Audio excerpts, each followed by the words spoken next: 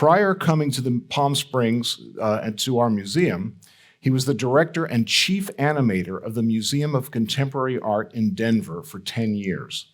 Please welcome the new JoAnn McGrath Executive Director and CEO of the Palm Springs Art Museum, Adam Lerner. Thank you. Thanks, David.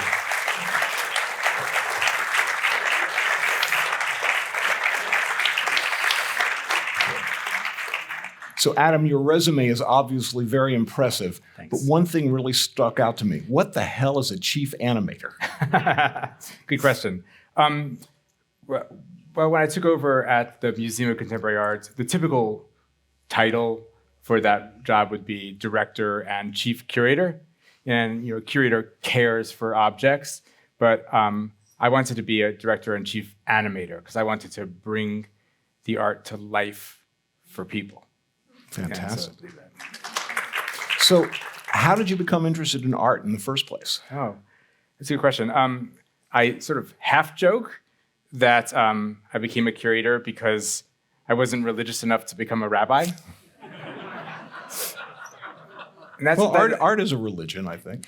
Yeah, actually, I mean, the reason it's half joking is that, in fact, that's what interests me in art. Is it's really just a part of my love for the humanities in general. Like, I actually became interested in art mostly. I love literature, poetry, philosophy, music. I love it all, and for me, visual art is a really great way of getting at those other issues of the humanities, the big issues in life, like our connection to each other, our connection to the world, or something beyond ourselves. And that's actually like the purpose. Sounds like religion to me. Yeah, I know, true. But I mean, good.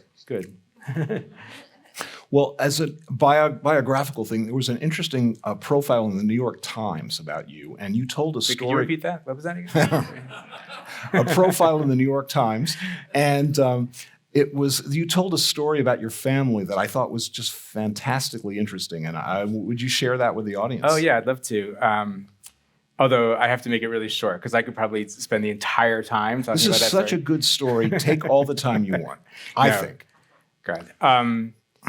Okay, so the short of it is that my father was a Holocaust refugee, came to the United States, he was a teenager, without knowing any English, went to the Henry Street settlement, like other new immigrants, where he says, where he picked up square dancing.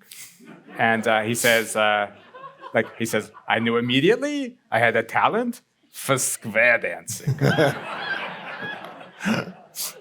And he met my mother square dancing. The two of them dedicated like their lives, working their way up the ranks of square dancing until ultimately, towards the last years of my father's life, they arrived at an all-gay square dance club, and therefore at my father's funeral, it was just like mostly I think the people from his Orthodox synagogue, the Young Israel of Forest Hills, and the Times Squares, this all-gay square dance club.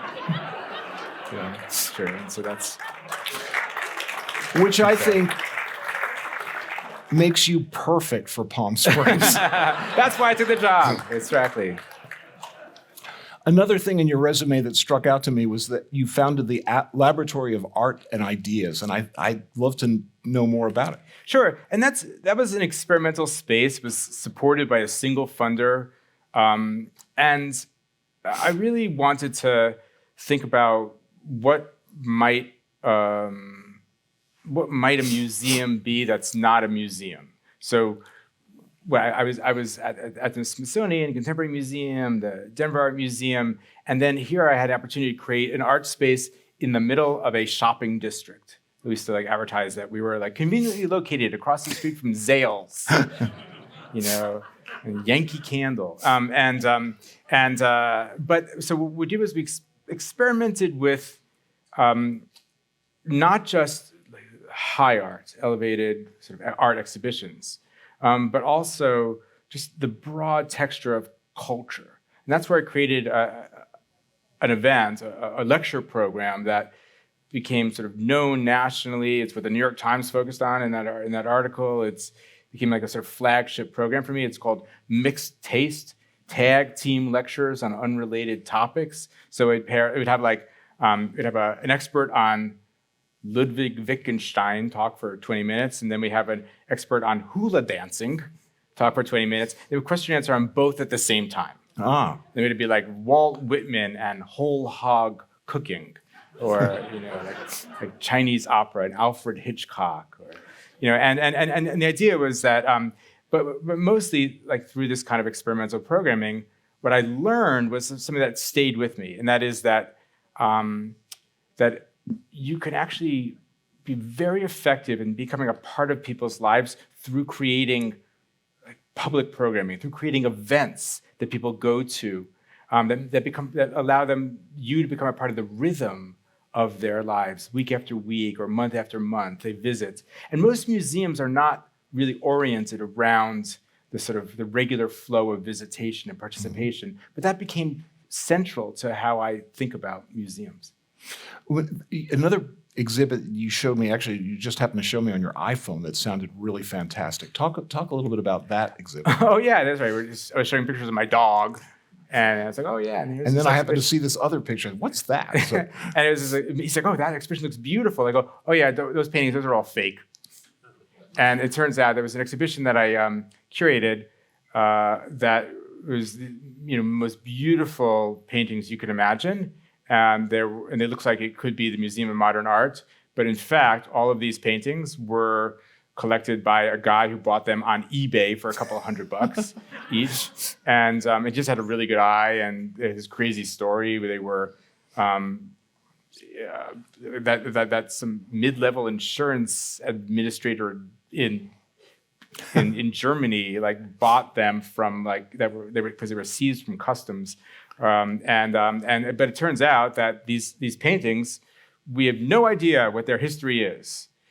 They look like the paintings that you would see at the Museum of Modern Art that may when they appear on the market, which they rarely ever do, they might go for $60 million, and then here this person spent a couple of $100, and it raised the question of because they were not authenticated, it raised the question of what is even authentic in art. What does it mean to have an authentic experience with art? And how much does knowing that this was made by the hand of a master matter to having an authentic experience with art? It raised all those questions. And that's actually, I gotta say, it's something I fundamentally care about why we have art, right? And that's what this exhibition even raises for us. But because I actually think because I'm such a believer in art, that's actually why I could ask that question. Mm-hmm. What is it about art that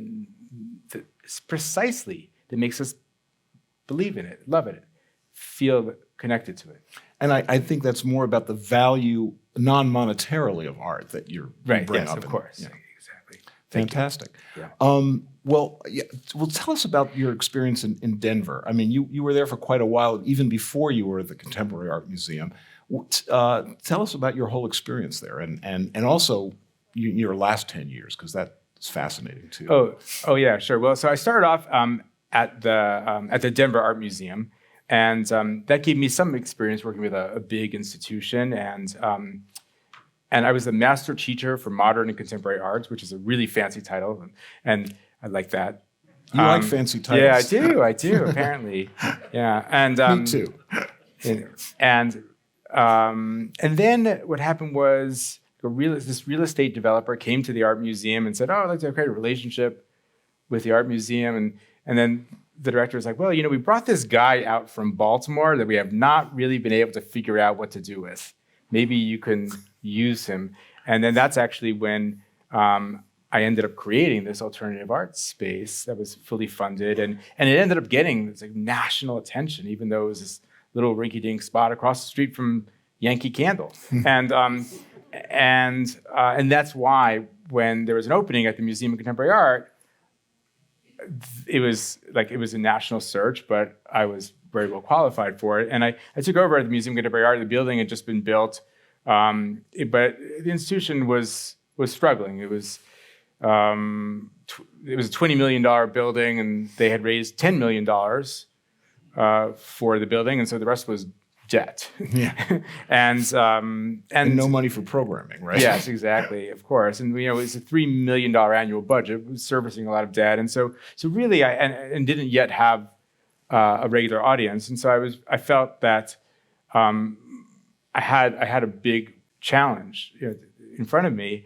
And then the program I ended up developing, the audience I ended up cultivating, was very rare for museums. It turns out that I was able to do the thing that no museum, very, very few at least, art museums are able to do, which was to reach those hard to reach audiences. So our core audience was 25 to 34-year-olds, and then sort of it pyramided out from there. 70% of our audience was under the age of 40, and or 40. Not here. 45.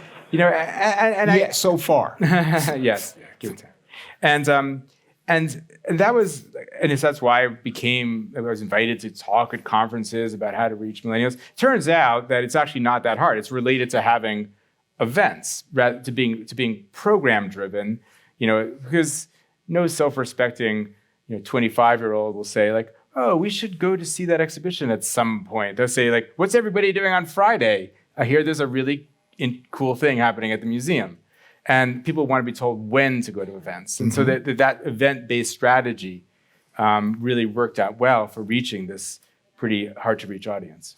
And are you thinking of, because I think that sounds like it would work here rather well, too. Well, I would say this, is I do feel like that actually coincides really nicely with, I think, a core audience. Yeah, not being a millennial, it still appeals to me. Yeah, exactly. Like that people want in their lives to have continuity and to have a regular relationship with the museum. And I feel that that's actually a great purpose that we can have here, to be a part of people's growth and their intellectual growth, their cultural growth, their social life.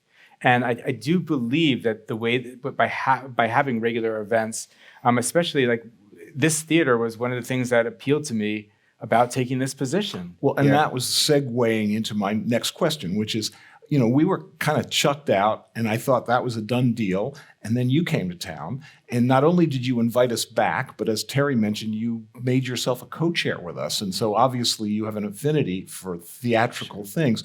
Talk to us a little bit about why you decided that and what you want to do with the theater. Sure, and that fits into my vision for what a museum is, even in 21st century. What is a 21st century museum?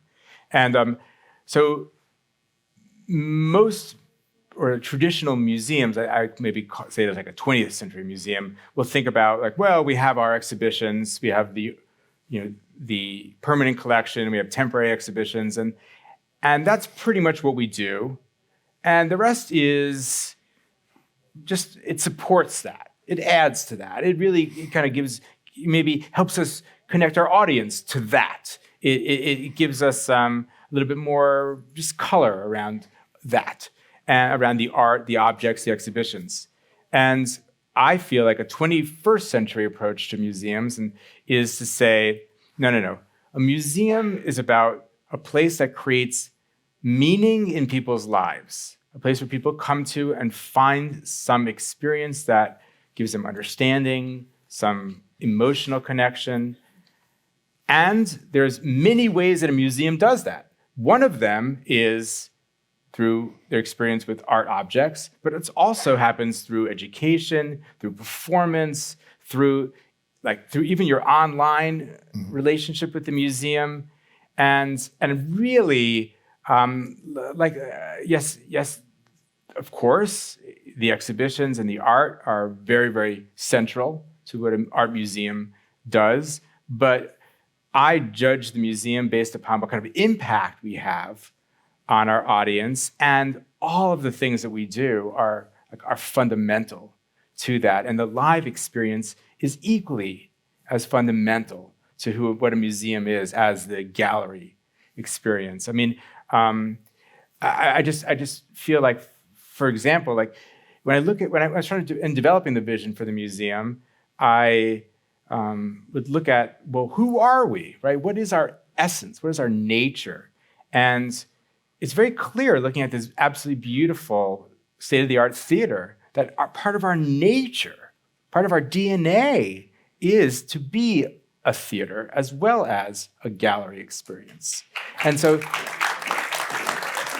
it's, and I think the problem that I think a lot of museums have is that they don't quite have a theory, they don't have a philosophy to justify why they do all this sort of live programming that they do. Like, well, we have this social event and we know our audience likes it, but maybe they're a little bit like almost embarrassed by the fact that they do that. And I feel that, well, that's because, again, they have this very kind of narrow concept of what an art museum might be. And I think that when you start to think about it as, no, as a museum is a platform for creating meaning through a variety of ways, then all of a sudden, then the social experience and the education experience and the performance experience, all of that kind of come together along with the gallery experience to have meaning. And that's why I also, am I going on too long? No, actually, my next question is probably where you were about to go, which is, what brought you to Palm Springs and, what, clearly you have a strong feeling that you belong here, and we've talked before, and I thought you could share with us that. Oh yeah, it's funny. I was very, very, like, not saying this braggingly, although I'm not sure how I could say it not braggingly. But like I was really successful in Denver, and I even was considering like, okay, maybe I don't want to be an art museum director anymore. Like I did that. I did very well at it.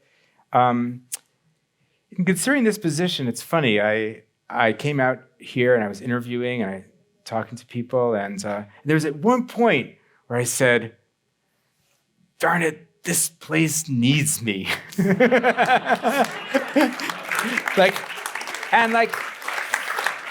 And actually, I felt called to it. So you are a rabbi.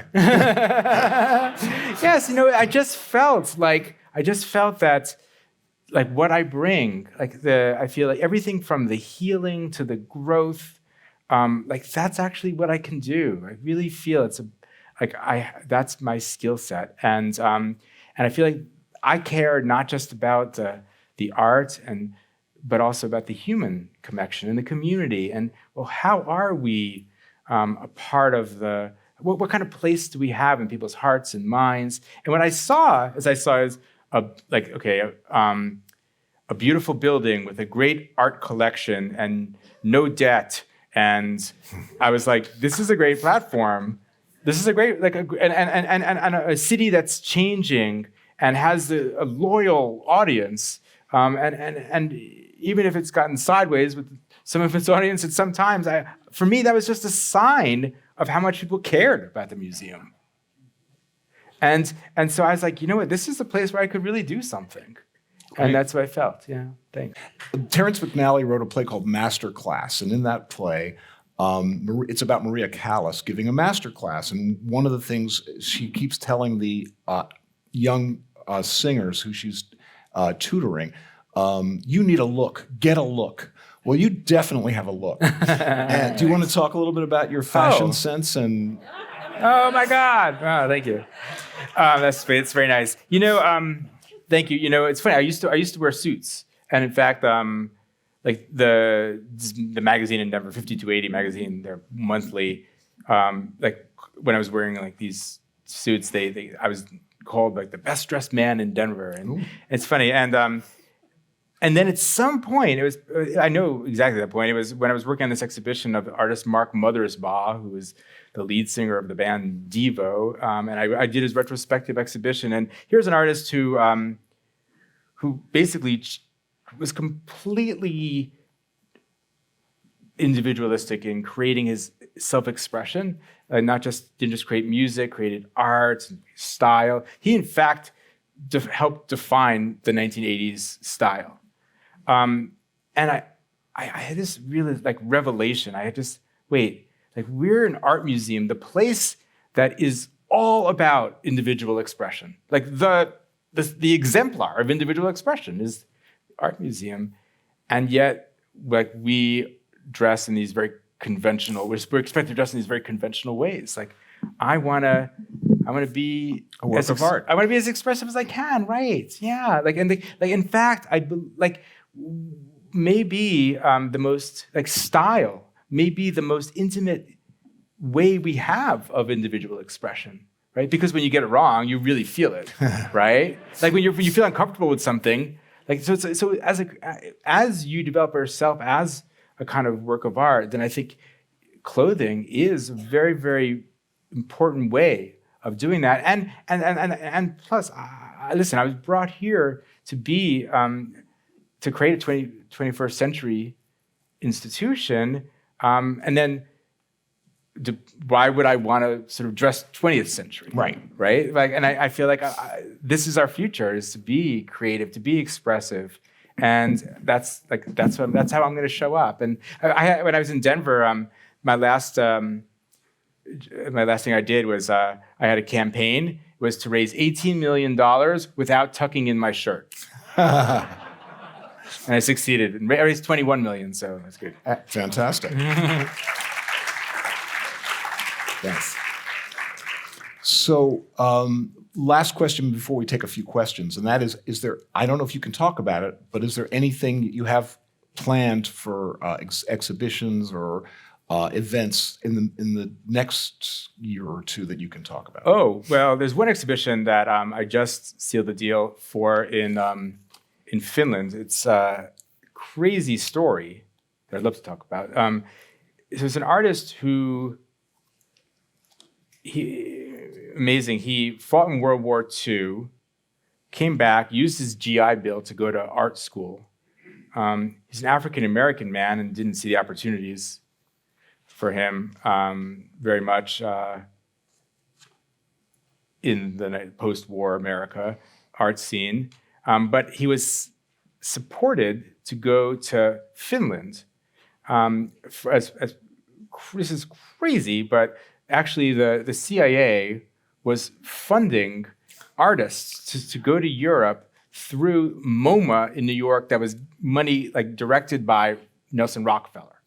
Okay, it's part of Wow. Cold War, anti-communist, and that's basically trying to be against all those sort of McCarthy era sort of Luddites, or not Luddites, but anti-cultural people, and let's send them our art, Anyway, he went there. His name is Howard Smith, and he became beloved and literally a household name in Finland, picked up by all the Scandinavian designers, and was making works that's everything from cutouts to painting, ceramics, sculpture, and in many ways he helped create a little bit of a bridge the gap between the sort of abstract modernist language and sort of African symbology, that somehow he married those two.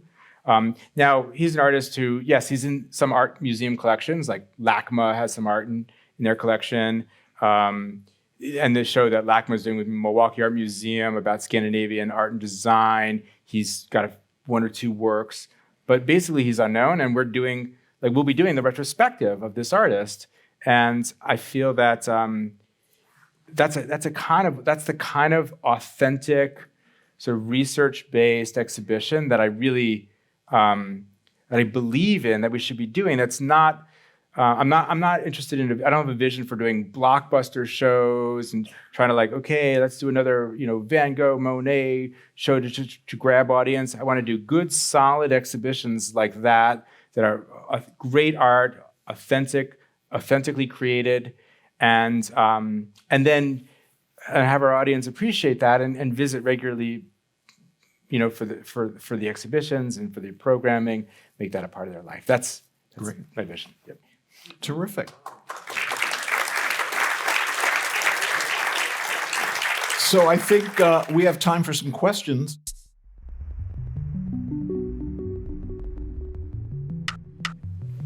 I feel first of all, I want to say that we are one museum, and we have an architecture design center department, just as we have other departments. And I, for me, actually that architecture and design provides us with an opportunity to really distinguish ourselves.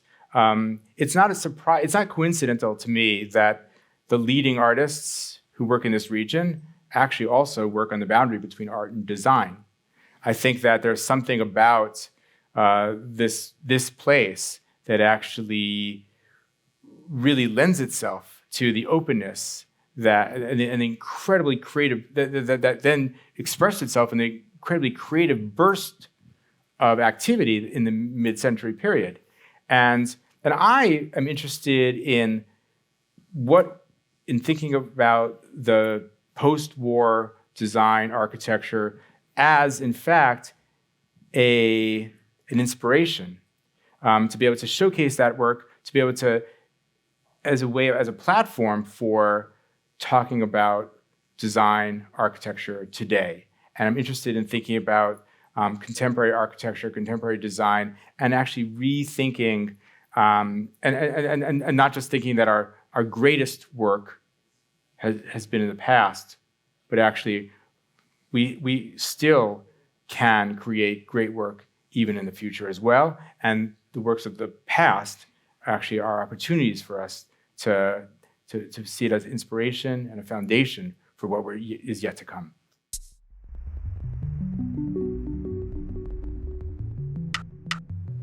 Welcome. Thank you. We are your neighbors in the summertime of MCA. Oh. We live at Waterside. We first went to Mixed Taste 2008 Wow. in the little garage and have always, every summer when we go back, enjoyed the really great programs there. Bertie Kane, my wife Barbara. Great. We hope that the programs that we saw at MCA will have some opportunity to be used in this museum because we think they were fabulous. Great. And we think there's an audience for them.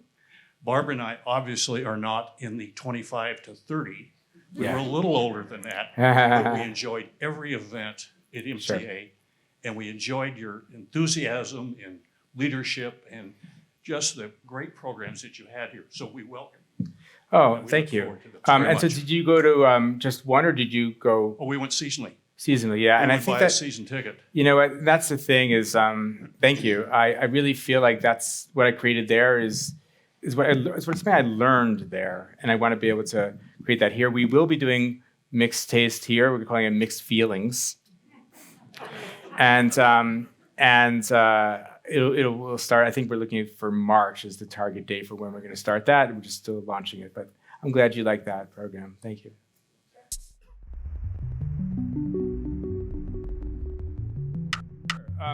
So for target audiences, I care about the people who are currently living in the valley and the people who are the future of the valley. And what I mean by people who are currently here is, yes, the core audience, the lifelong learners, people who are regularly part of the museum, but also the people who are not currently seen very much in the museum, people who are underrepresented here, different communities that I think that we need to work on to be able to demonstrate, create trust and create relevance and like really, listen, recognizing that I come to this, from a place of privilege, that we need to sort of be humble in being able to reach out to audiences that have less privilege. And so that's one part of, who currently lives here. But then there's also the second part of that, which is what is the valley becoming? And I feel like that's something that is really important to me as well, because we can't just be relevant to all you beautiful people, but also to like the next generation, and I really feel like that's a big part of what I do. And I feel like very thrilled to be able to work with different audiences than I have in the past. That's what's exciting to me about this opportunity.